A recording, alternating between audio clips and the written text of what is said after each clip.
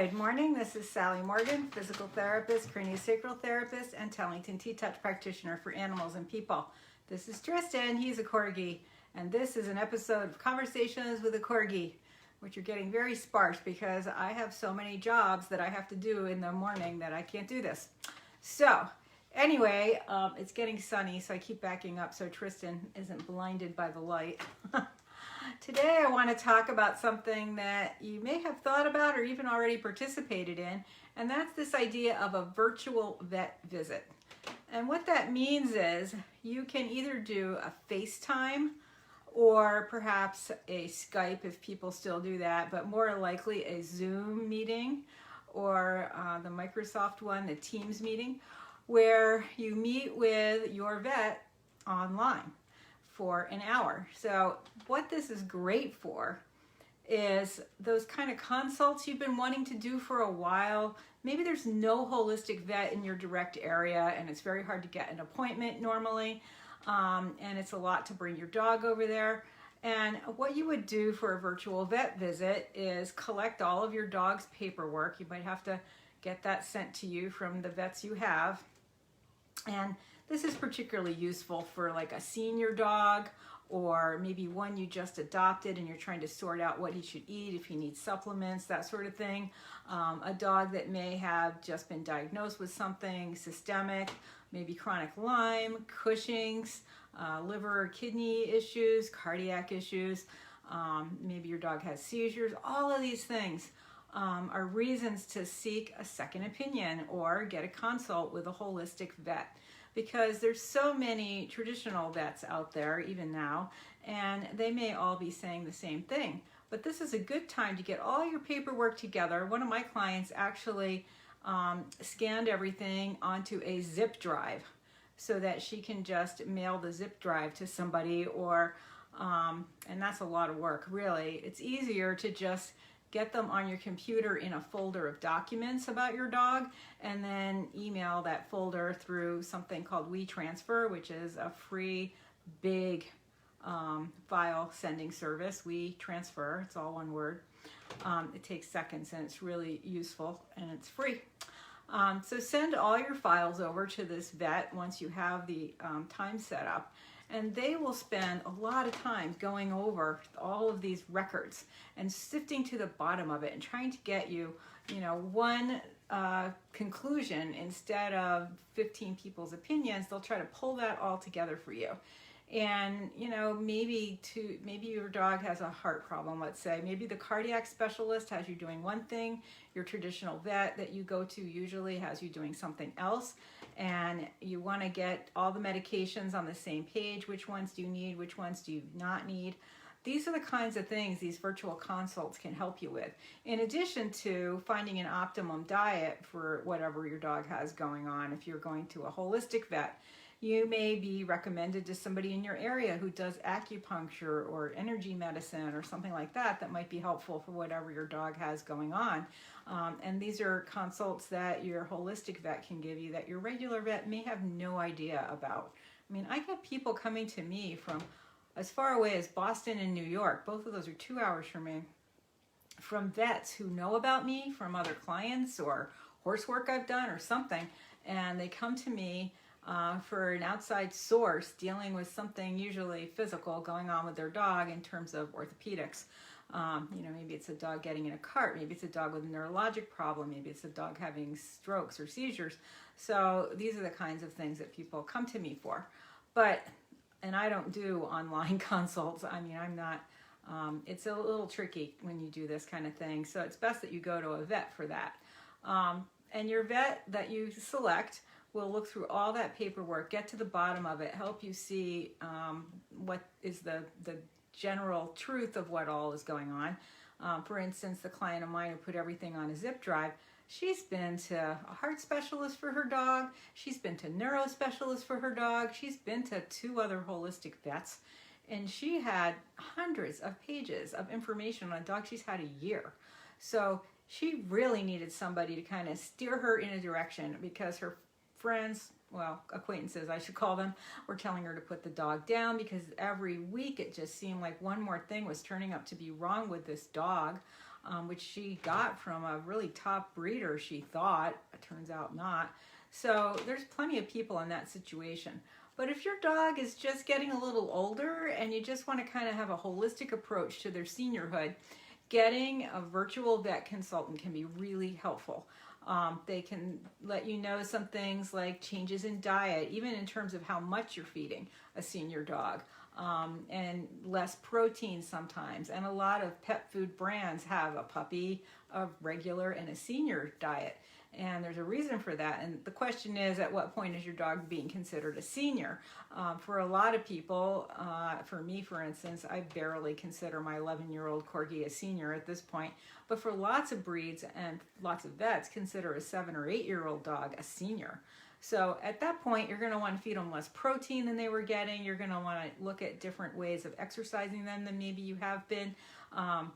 You know, my dog is super healthy, so we have not changed our exercise program that much, but I sure won't take him out for a 5-mile hike and expect him to do anything the next day. And I would not do that with very steep mountains and things involved because he is an older dog and I want to keep him healthy. So, you know, getting advice about the kind of exercise your senior may need and how you're going to adapt his food and how are you going to know when he does need to go to the vet because maybe he's having an organ issue. You know, do you need to go every year for kind of blood work and checkup stuff? Yes, you do. But to have a vet tell you that is really useful when you've got a senior dog because somebody might have, you know, maybe they had a great vet and they moved away. And so they don't go regularly. You know, most of us really should bring our dogs in annually for blood work and just sort of to monitor things so that you can get on top of it before it's too late. So these virtual consults will be great. The vet will go over all the paperwork you sent. They'll sift through it. They'll talk to you for an hour usually. And like I said, you can do it through Zoom or Skype or FaceTime or whatever the vet is preferring to use. I think if you're doing this, it's really important that you have someone listening with you to take notes or to help you take notes, or sometimes the person will record the Zoom meeting and then you can listen to it again because these vets are going to really be giving you a lot of information. And unless you're medically trained or really well-versed in what's going on with your dog, it's going to be really hard to understand everything while you're processing it as you're listening, as you're writing it down. So, and a lot of times, like if you have a little dog, when you're doing this consult, the vet may be looking at your dog over the virtual platform they're using as well. And like my sister would be assessing, you know, the color of the eyes and the gums and the general luster of the coat and the appearance of the dog. You know, is he vibrant? Or is he, you know, looking like he's in pain? There's a lot you can see in an animal. I'm learning this from doing these online Tellington T-Touch classes. By looking at a dog, you can see a lot about what's going on with them that you would not find necessarily immediately obvious to the casual observer. So that consult's going to last an hour. You're going to have a ton of information. Like I said, it's great to have somebody else writing down things or to be using your phone and trying to record the vocal of the conversation if you can. If they're using Zoom, that's great because you can record it and they can email you the Zoom recording and then you can watch it a whole lot of times. If your consult's quite good, at the end of the consult, they'll give you kind of a summary and sometimes they'll even send you a written page of recommendations. Like, these are the supplements I recommend. This is where you can get them. Somebody like my sister has a website with all the supplements there that you need. Other vets, for instance, there's a person who calls herself the Oily Vet. She does essential oils and pets. She sells those things as well. So you might have a consult with her about some oils that you might want to be using with your dog for a particular issue. So she might give you a list at the end with the oils that you might need. So the same will go for food or supplements or exercise recommendations. All these things can be written as sort of a prescription at the end of this visit. Now, these virtual vet consults can cost more than you'd think. You're thinking, oh, well, it's $100 to walk in the door at my vet, and then I got to do it. Well, I'm not walking in the door. What am I going to pay? But the amount of time it takes and the level of professionalism it takes to sort through all these notes from 5 different other vets and all these different disabilities your dog may have or disease processes or whatever. I mean, The client I'm thinking of who's done this a few times, I mean, that dog, he has cardiac issues, neurologic issues, orthopedic issues, even personality issues because he is in pain. And then all of that decision she's making from all these people saying he should be put to sleep when he seems to be a happy, good little guy. So there's a lot going on there for that person to sort through, and you have to pay them. I mean, they are an expert. They are far and above just shooting down to your vet for the $100 rabies shot, blood work coming out the door. So because you're asking somebody to really synthesize a lot of information. It takes a lot of skill to do that. Even, you know, maybe you're going to somebody who's a specialist like the oily vet in just that one area. It still takes a lot to go through the whole picture and give you suggestions. I mean, I know this because I do emotion code for people, and they get a whole list of emotions that the animal has released. But it's overwhelming because they're all kind of negative, and it makes you kind of sad or sorry for the animal when you read it. So it's so important that I have the skill to synthesize all of that and then tell them what to do about it. Now these emotions, when I do emotion code work, are released completely after the session. But it's still, when you read through it, you feel sorry for the animal if you're not really familiar with this whole process. So that synthesis of information is what you're paying the expert for, and it can be pricey. There's a really good horse vet that does consults nationwide now. Her range is between $150 and $250 for an hour or a half an hour. I'm not sure she's an hour. She's super busy. A lot of them can, there's a guy in New York City I know, $500 for a consult online with him. He's a real specialist in some particular breeds, small dogs. You know, so it can range, you know, between $200 and $500 for these consults. So, but it is worth it, and it is something you might want to save up for, even when it's not COVID times. I know a lot of people don't have really flush finances right now, but I think it really can improve the quality of your dog's life, especially if you've got one like my client who has, you know, 7 or 8 things going on with their dog, and they're really trying to figure out, where do I go next? What's the first thing I do? What's the next thing I do? It can be super helpful to give you direction. Or if your dog is getting to be a little older and you want to make sure his quality of life is still excellent. Again, it's a good time to have a consult with someone. I saw one of my friends is listening here. She had a dog that had a pretty bad round of Lyme disease.